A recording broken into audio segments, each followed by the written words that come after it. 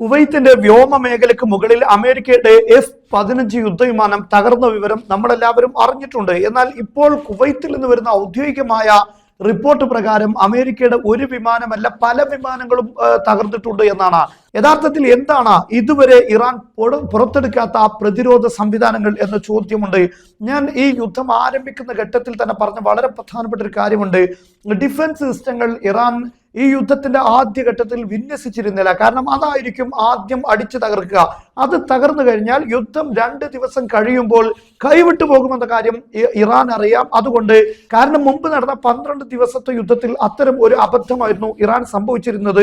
എന്നാൽ ഇപ്പോൾ അത്തരത്തിലുള്ള ഒരു നീക്കമല്ല ഇറാൻ നടത്തിയിരിക്കുന്നത്. ഇറാൻ ഇതെല്ലാം യുദ്ധമൊന്ന് മുന്നോട്ട് പോയതിനു ശേഷം ഇനി തകർക്കാൻ സാധ്യതയില്ല എന്ന ഘട്ടത്തിലാണ് ഇപ്പോൾ ഇതെല്ലാം ഡിപ്ലോയ് ചെയ്യുന്നത് എന്നതാണ് വളരെ പ്രധാനപ്പെട്ട കാര്യം. ഇപ്പോൾ കുവൈത്തിന്റെ സ്പോക്സ്മാൻ, ഡിഫൻസ് മിനിസ്ട്രിയുടെ സ്പോക്സ്മാൻ ആണ് ഈ കാര്യം വെളിപ്പെടുത്തിയിരിക്കുന്നത്. അദ്ദേഹം പറയുന്നത് അൽ കുവൈത്ത് തുഅലിനു സുഖൂത അദദിൻ മിന ത്വയിറാത്തിൽ ഹർബിയ്യ അൽ അമേരിക്കിയ, അമേരിക്കയുടെ നിരവധി യുദ്ധവിമാനങ്ങൾ തകർന്നതായിട്ടാണ് കുവൈത്ത് പറയുന്നത്.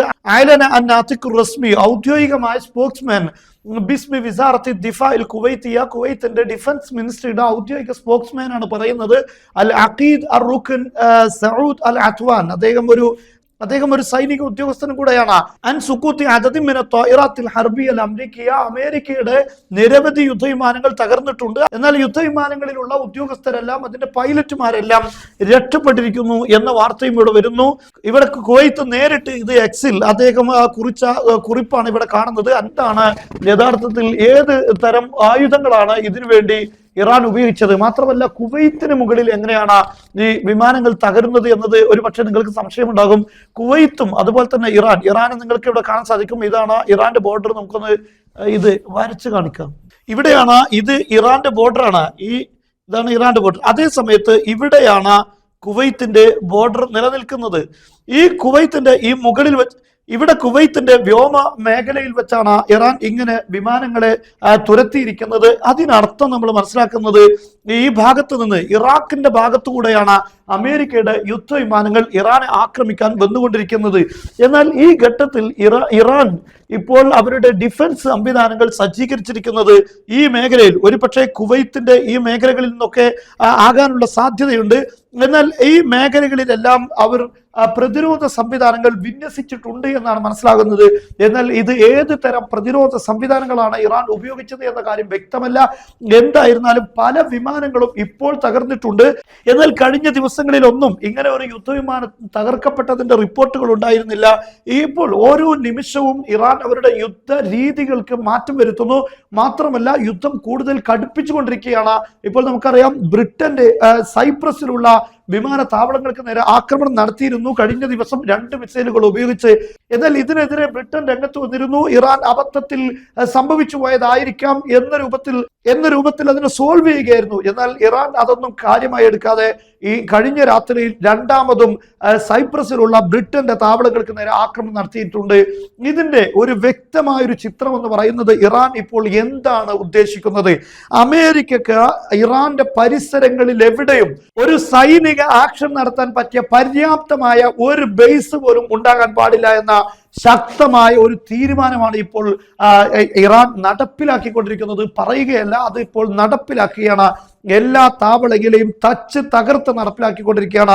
ഇപ്പോൾ വന്നുകൊണ്ടിരിക്കുന്ന വാർത്ത കുവൈത്തിലുള്ള അമേരിക്കയുടെ ബേസുകൾ പൂർണ്ണമായും ഉപയോഗശൂന്യമായിരിക്കുന്നു എന്നാണ്.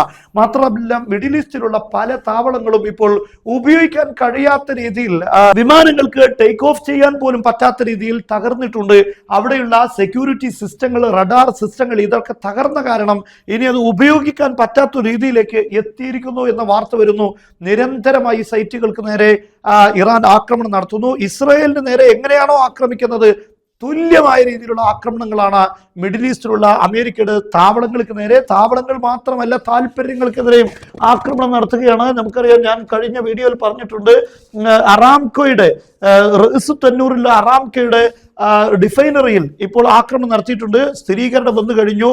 السيطرة على حريق صغير بمنشأة تابعة لأرامكو أقوى ما يبدو أنها ضربة بمسيرة.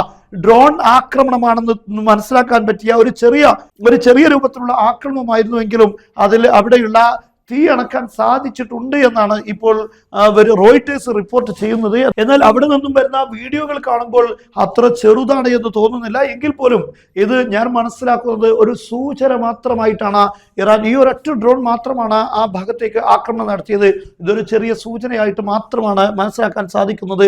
എന്തായിരുന്നാലും വലിയ ഭീകരമായ സാഹചര്യമാണ് മിഡിൽ ഈസ്റ്റിലുള്ളത്. എനിക്ക് പ്രത്യേകം പറയാനുള്ളത്, നമ്മുടെ വിദേശികളായ ആളുകൾ, നിങ്ങൾ വളരെ സെക്യൂർഡ് ആയിരിക്കണം, നിങ്ങൾ സുരക്ഷിതമായ സ്ഥലങ്ങളിലായിരിക്കണം നിൽക്കേണ്ടത്.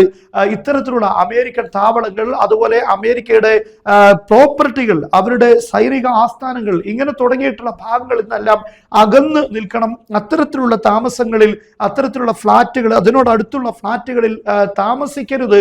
നിങ്ങൾ സുരക്ഷിതമായിരിക്കണമെന്ന് വീണ്ടും ഓർമ്മപ്പെടുത്തുകയാണ്.